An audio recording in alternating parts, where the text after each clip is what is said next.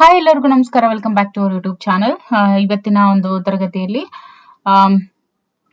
5ನೇ ಒಂದು ಭಾಗವನ್ನ ನೋಡ್ತಾ ಹೋಗೋಣ. ಸೊ ಮೊದಲನೇ ಪ್ರಶ್ನೆ ನೋಡಿ, ಬಹು ಆಯ್ಕೆ ಪ್ರಶ್ನೆಗಳು. y ಅನ್ನುವಂಥದ್ದು x ನೊಂದಿಗೆ ನೇರ ಅನುಪಾತದಲ್ಲಿ ಇರುತ್ತೆ. ಓಕೆ, ಮತ್ತು x is equal to 2 ಆದಾಗ y is equal to 8 ಆಗುತ್ತೆ. ನೋಡಿ, x is equal to 2 ಆದಾಗ y is equal to 8.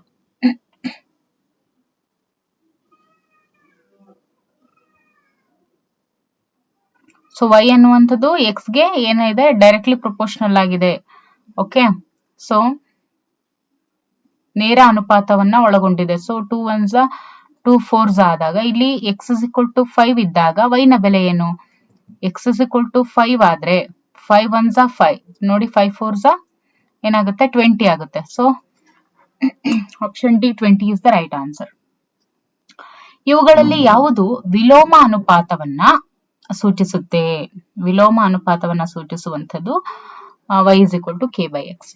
ಚರಾಕ್ಷರಗಳಾಗಿರುವಂತಹ x ಮತ್ತು y ಗಳ ಗುಣಲಬ್ಧ ಸ್ಥಿರವಾಗಿದ್ದಾಗ ಇವುಗಳಲ್ಲಿ ಯಾವುದು ಸರಿಯಾದ ಹೇಳಿಕೆ ಅಂತ ಕೇಳಿದರೆ, x ಮತ್ತು y ಏನಿರುತ್ತಲ್ವಾ ಅದು ವಿಲೋಮ ಅನುಪಾತದಲ್ಲಿ ಇರ್ತವೆ ಅನ್ನುವಂಥದ್ದು ಸರಿಯಾದಂತ ಹೇಳಿಕೆ. ಓಕೆ,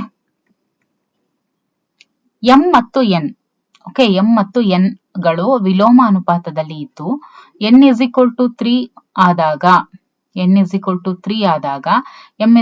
12 ಆಗುತ್ತೆ. m is equal to 9 ಆದಾಗ n ನ ಬೆಲೆ ಏನಾಗುತ್ತೆ ಅಂತ ಕೇಳಿದರೆ, ನೋಡಿ 3 1s 3 4s. ಇಲ್ಲೇನ್ ಹೇಳಿದರೆ, ವಿಲೋಮ ಅನುಪಾತ ಅಂತ ಹೇಳಿದರೆ.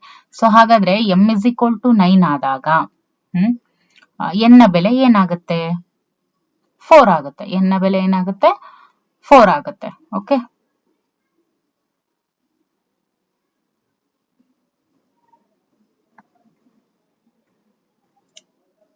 ಸ್ಥಿರ ದೂರವನ್ನ ಕ್ರಮಿಸೋದಕ್ಕೆ ಒಂದು ವಾಹನದ ಜವವು ಸಮಯದೊಂದಿಗೆ ವಿಲೋಮ ಅನುಪಾತವನ್ನ ಒಳಗೊಂಡಿದೆ. ಸೊ ಜವವನ್ನ 3 ಪಟ್ಟು ಹೆಚ್ಚಾದಾಗ ವಾಹನ ತೆಗೆದುಕೊಳ್ಳುವಂತಹ ಕಾಲ ಏನಾಗಿರುತ್ತೆ ಅಂತ ಕೇಳಿದರೆ, ಇದು ಏನಾಗಿರುತ್ತೆ ಅಂದ್ರೆ 1/3 ಆಗಿರುತ್ತೆ. ಓಕೆ, 1/3. Option C. ಅತಿ ಕಿರು ಉತ್ತರ ಪ್ರಶ್ನೆಗಳು. ಓಕೆ, ಕಿರು ಉತ್ತರ ಪ್ರಶ್ನೆಗಳನ್ನ ನೋಡ್ತಾ ಹೋಗೋಣ. 5 ಸೇಬುಗಳ ಬೆಲೆ 100 ಆದ್ರೆ 8 ಸೇಬುಗಳ ಬೆಲೆ ಏನಾಗುತ್ತೆ? 5 ಸೇಬಿಗೆ 100 ರೂಪಾಯಿ ಆದ್ರೆ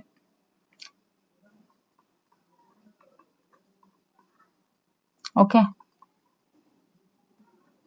ಎಷ್ಟಾಗುತ್ತೆ? 160 ಆಗತ್ತೆ. ಓಕೆ,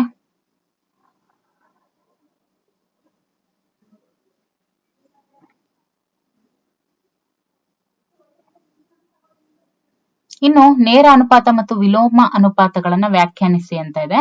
ನೋಡಿ, ನೇರ ಅನುಪಾತ ಅಂತ ಹೇಳಿದ್ರೆ ಎರಡು ಚರಾಕ್ಷರಗಳ ನಡುವಿನ ಸಂಬಂಧ ಇದಾಗಿರುತ್ತೆ. ಇಲ್ಲೇನಾಗುತ್ತೆ ಅಂದ್ರೆ ಒಂದು ಚರಾಕ್ಷರದ ಹೆಚ್ಚಳ ಅನ್ನುವಂಥದ್ದು ಮತ್ತೊಂದು ಚರಾಕ್ಷರದ ಹೆಚ್ಚಳಕ್ಕೆ ಕಾರಣವಾಗಿದ್ರೆ ಅದನ್ನ ನಾವು ನೇರ ಅನುಪಾತ ಅಂತ ಹೇಳ್ತೀವಿ. ಆದ್ರೆ ವಿಲೋಮ ಅನುಪಾತ ಅಂತ ಬಂದಾಗ ಎರಡು ಚರಾಕ್ಷರಗಳ ನಡುವಿನ ಸಂಬಂಧ ಅದಾಗಿರುತ್ತೆ, ಅವುಗಳ ಗುಣಲಬ್ಧ ಸ್ಥಿರವಾಗಿರುತ್ತೆ. ಒಂದು ಚರಾಕ್ಷರ ಹೆಚ್ಚಾದಾಗ ಮತ್ತೊಂದು ಕಡಿಮೆ ಆಗುತ್ತೆ. ಓಕೆ, ಕಿರು ಉತ್ತರ ಪ್ರಶ್ನೆಗಳು. 1 kg ಅಕ್ಕಿಯ ಬೆಲೆ 54 ರೂಪಾಯಿ ಆಗಿದೆ. ಮುಂದಿನ ಕೋಷ್ಟಕವನ್ನ ಭರ್ತಿ ಮಾಡಿ. ನೋಡಿ, 54 ಇದಾಗುತ್ತೆ. ಇನ್ನು 54 ಇಂಟು 5 5 4s 20 5 5s 25 26 27. ಅದೇ 54 ಅನ್ನ 6 kg ಇಂದ ಮಲ್ಟಿಪ್ಲೈ ಮಾಡಿದ್ರೆ 324 ಆಗುತ್ತೆ. And here is 432 and here is 486 ಆಗುತ್ತೆ. ಓಕೆ, ಮುಂದಿನ ಪ್ರಶ್ನೆ ನೋಡಿ. 16 ಪೆನ್ಗಳ ತೂಕ 140 ಗ್ರಾಂ ಆಗಿದ್ರೆ ಇಂತಹ ಎಷ್ಟು ಪೆನ್ಗಳ ತೂಕ 252 ಗ್ರಾಂ ಆಗುತ್ತೆ ಅಂತ ಕೇಳಿದ್ದಾರೆ. ಓಕೆ, ನೋಡಿ 144 ಪೆನ್ನು 16 ಅಂದ್ರೆ 140 ಗ್ರಾಮು 16 ಪೆನ್. ಓಕೆ, ಈಗ 252 ಗ್ರಾಂ ಎಷ್ಟು ಪೆನ್ನು ಗೊತ್ತಿಲ್ಲ. ಸೊ 250 ಇಂಟು 2 ಏನಾಗುತ್ತೆ?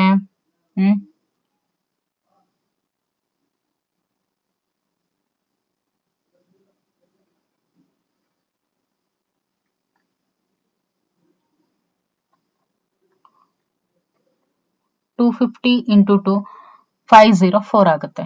Okay, 144x is equal to 504 ಆಗುತ್ತೆ. So x is equal to 504 by 144.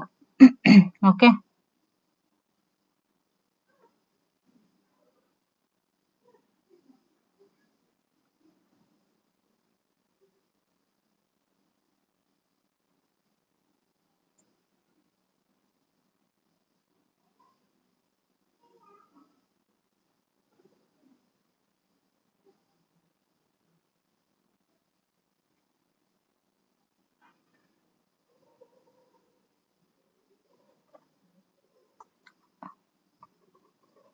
ನಮಗೆ x ಬೇಕು ಹೌದಲ್ವಾ? ಸೊ ಇದನ್ನ ಇಂಟು ಮಾಡ್ಕೊಳ್ಳೋದಕ್ಕಿಂತ ನಾವೇನ್ ಮಾಡ್ಬೋದು ನೋಡಿ.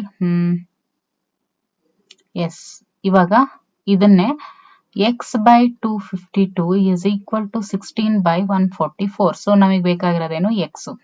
16 by 144 into 252 ಮಾಡಬೇಕು. This is the right way, ಹೌದಲ್ವಾ? ಸೊ ಇವಾಗ ಏನ್ ಮಾಡಬೇಕು? 2 7s are 14, 2 2s are 4, 2 1s are 2 2s are 2 6s are 12. Okay, 2 3s are 2 6s are 12, 2 6s are 12, 2 3s are 6. Okay,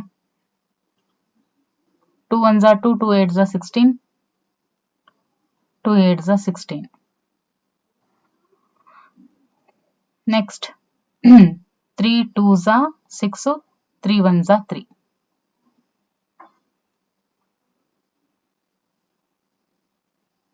3 9s are 18. Okay, 9 1s are 9 3s are.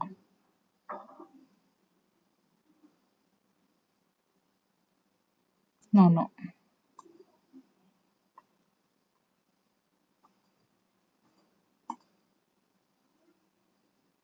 3 7s are 21, 3 6 are 18.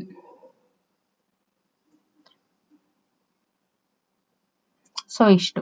ಈಗ ನೋಡಿ 8 into 7 by 6 ಆಯ್ತು. Okay, 56 by 6 ಮಾಡಿದ್ರೆ ಎಷ್ಟು ಬರುತ್ತೆ?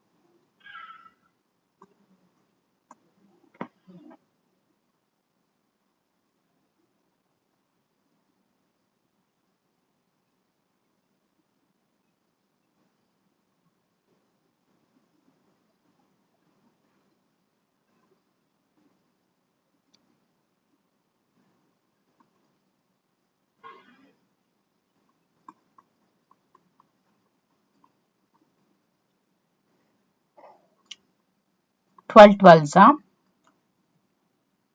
12 2s are 24 and 12 1s are 12. Okay,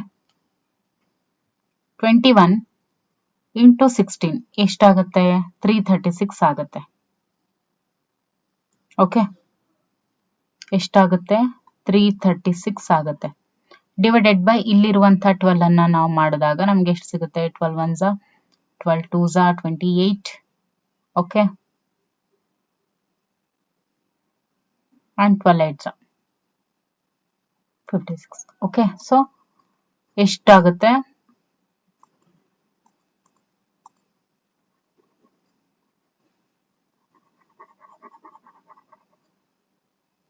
so ಒಟ್ಟಾರೆಯಾಗಿ 252 ಗ್ರಾಮ್ಗೆ 28 ಪೆನ್ಗಳು ಬರುತ್ತೆ. Okay, ಒಬ್ಬ ವ್ಯಕ್ತಿಯು 50 50 ಓಕೆ, ಒಬ್ಬ ವ್ಯಕ್ತಿಯು 30 ನಿಮಿಷಗಳ ಓಟದಲ್ಲಿ 300 ಕ್ಯಾಲೋರಿಗಳನ್ನ ವ್ಯಯಿಸಿದ್ರೆ 45 ನಿಮಿಷಗಳ ಓಟದಲ್ಲಿ ಅವನು ಎಷ್ಟು ಕ್ಯಾಲೋರಿಗಳನ್ನ ವ್ಯಯಿಸ್ತಾನೆ ಅಂತ ಇದೆ. ನೋಡಿ ಇವಾಗ 30 ನಿಮಿಷಕ್ಕೆ ಆತ 300 ಕ್ಯಾಲೋರೀಸ್ ಬರ್ನ್ ಮಾಡಿದ್ರೆ 45 ನಿಮಿಷಕ್ಕೆ ಅವನು ಎಷ್ಟು ಕ್ಯಾಲೋರೀಸ್ ನ ಬರ್ನ್ ಮಾಡ್ತಾನೆ, ಅದನ್ನ ನಾವು ಎಕ್ಸ್ ಅಂತ ಇಟ್ಕೊಂಡ್ರೆ x is equal to 300/30 into 45 ಹೌದಲ್ವಾ. ಸೊ 5 6 30, 5 9 45, 20 3 9 27 by 6 ಮಾಡಿದ್ರೆ ಏನ್ ಬೈ ಎಷ್ಟು ಬರುತ್ತೆ 6 1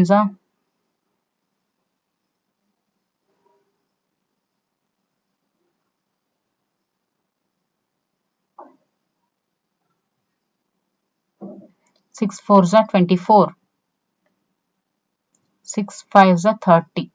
ಓಕೆ, ಸೊ ಎಷ್ಟಾಗುತ್ತೆ 450 ಕ್ಯಾಲೋರೀಸ್ ಅನ್ನ ಬರ್ನ್ ಮಾಡ್ತಾನೆ. ಓಕೆ, ಎಷ್ಟು 450 ಕ್ಯಾಲೋರೀಸ್ ಬರ್ನ್ ಮಾಡ್ತಾನೆ.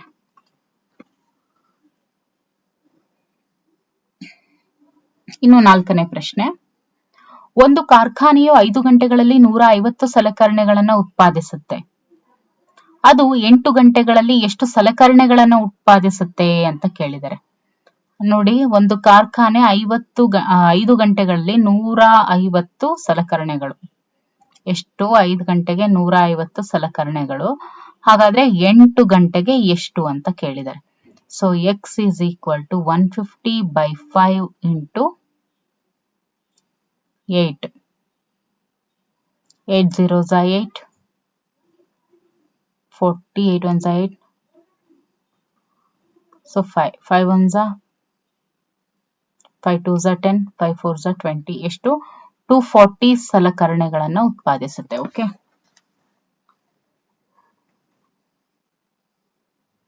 ಇನ್ನು ಇದಕ್ಕೆ ಸಂಬಂಧಿಸಿದಂತೆ ದೀರ್ಘ ಉತ್ತರ ಪ್ರಶ್ನೆಗಳನ್ನ ನೋಡ್ತಾ ಹೋಗೋಣ. ಚಕ್ರಗಳಲ್ಲಿ ಕಡ್ಡಿ ಅಂದ್ರೆ ಸ್ಪೋಕ್ಸ್ ಏನಿರುತ್ತೆ ಅವುಗಳನ್ನ ಚಿತ್ರದಲ್ಲಿ ತೋರಿಸುವಂತೆ ಜೋಡಿಸಿದ್ದಾರೆ. ಪ್ರತಿ ಚಕ್ರದಲ್ಲಿ ಯಾವುದೇ ಅನುಕ್ರಮ ಕಡ್ಡಿಗಳ ನಡುವಿನ ಕೋನವು ಸಮವಾಗಿರುವಂತೆ ಕಡ್ಡಿಗಳನ್ನ ಜೋಡಿಸಲಾಗಿದೆ. ಮುಂದಿನ ಕೋಷ್ಟಕವನ್ನ ಭರ್ತಿ ಮಾಡಿ ಅಂತ ಇದೆ. ನೋಡಿ ಇಲ್ಲಿ 4 1 2 3 4.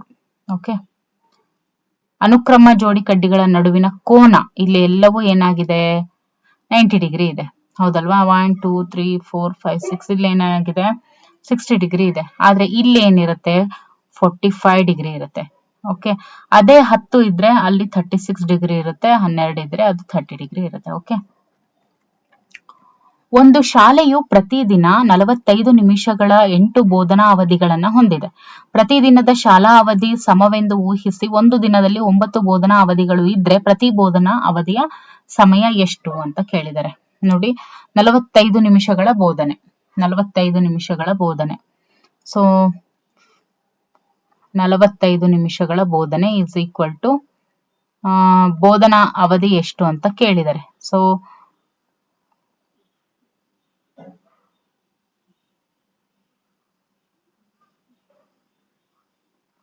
ಇದು 360 ಆಗುತ್ತೆ is equal to 9x. So 9x is equal to 360/9.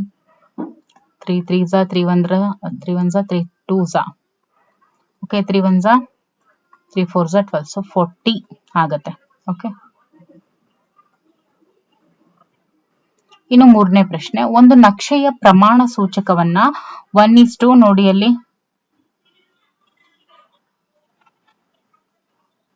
30 lakhs ಅಂತ ಹೇಳಿ ನೀಡಿದೆ. 2 ನಗರಗಳ ನಡುವಿನ ದೂರವು ನಕ್ಷೆಯಲ್ಲಿ 4 ಸೆಂಟಿಮೀಟರ್ ಆಗಿದ್ರೆ ಆ 2 ನಗರಗಳ ನೈಜ ಅಂತರವನ್ನ ಕಂಡುಹಿಡಿಯಿರಿ ಅಂತ ಇದೆ. ಓಕೆ, ನೋಡಿ ಇವಾಗ 1:3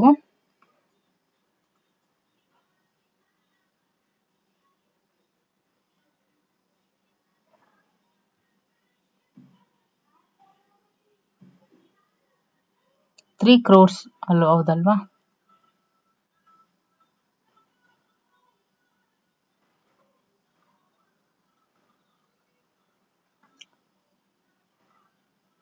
is equal to x is to y. Okay, ಇವಾಗ ಏನಾಗುತ್ತೆ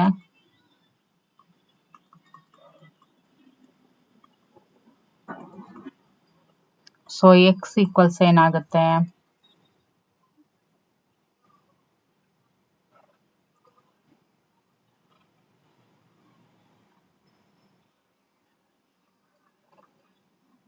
ಥೌಸಂಡ್ 200 ಕಿಲೋಮೀಟರ್ ಆಗುತ್ತೆ.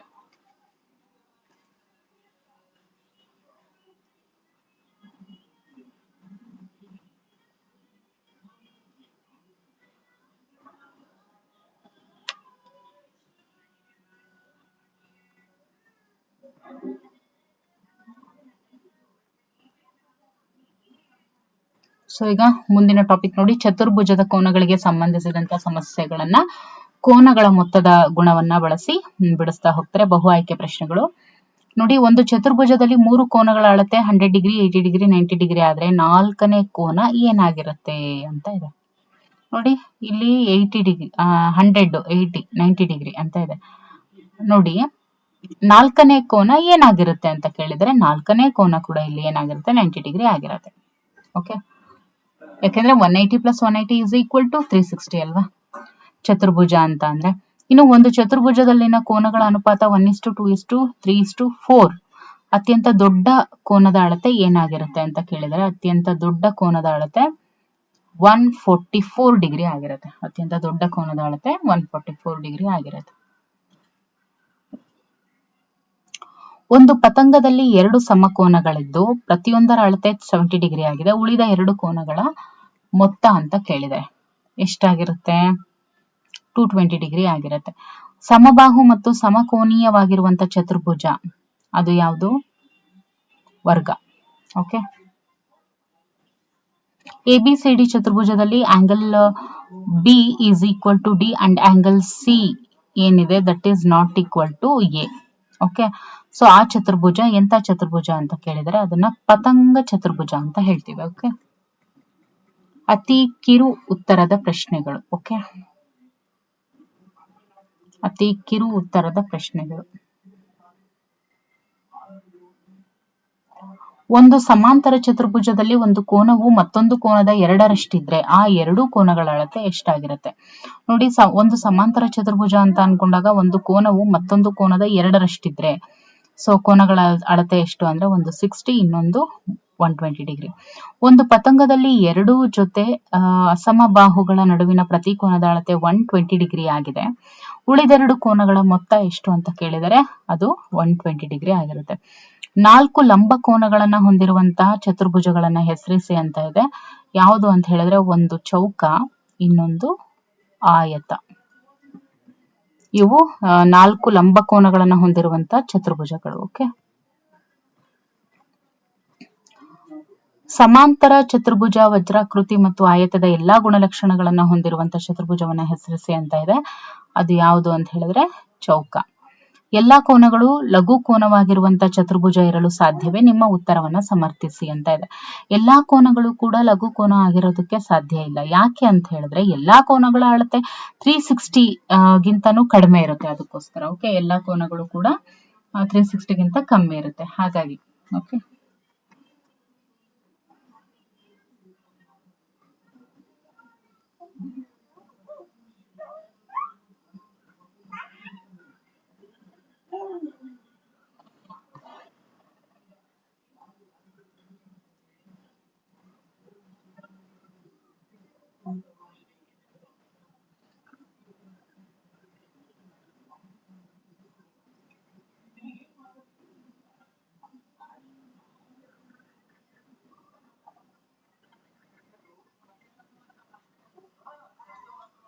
ಸೊ ಇದಿಷ್ಟು ಇವತ್ತಿನ ಕ್ಲಾಸ್ ಆಗಿತ್ತು. ಸೊ ಮುಂದಿನ ತರಗತಿಯಲ್ಲಿ ಮತ್ತಷ್ಟು ಪ್ರಶ್ನೆಗಳನ್ನು ನೋಡೋಣ.